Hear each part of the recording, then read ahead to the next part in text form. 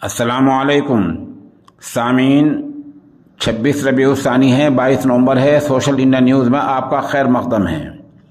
खबर का उन्वान है 1,500 मदरसों की दोबारा जांच होगी। ये जांच इस बात के लिए होगी कि उनकी आमदनी के ज़राए क्या हैं, उनकी आमदनी कहाँ से आती है। बता दें, ये वो मदरसे हैं जो नेपाल और उत्तर प्रदेश की सरहद के इलाके में हैं।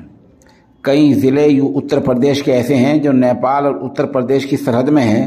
उनके लिए बाकायदा सरकारी ऐलानिया आ गया है कि इन मदरसों की तादाद 1,500 है और इनकी आमदनी की जांच होगी।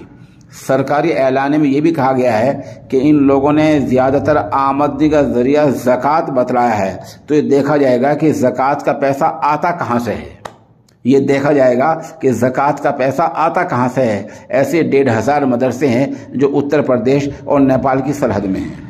मैंने पहले भी अर्ज़ किया था कि जो मदरसे वाले फार्म भरें वो सोच समझकर अपना ज़रिया आमदनी बताएं, जो है वही बतला दें। और जो फार्म आपने भर के दिया है, मुझे उम्मीद है कि तमाम मदरसे वालों ने उसकी फ़ोटो कापी रख ली होगी। फ़ोटो कापी रखने का मतलब ये होगा कि आपको ये पता रहेगा कि मैंने फार्म में क्या भर के दिया है। क्यों? वजह इसकी है कि सरकारी ऐलान में ये भी कहा गया है कि ज़्यादातर मदरसों ने ज़रिया आमद ज़कात बतलाया है, हालांकि ऐसा नहीं है।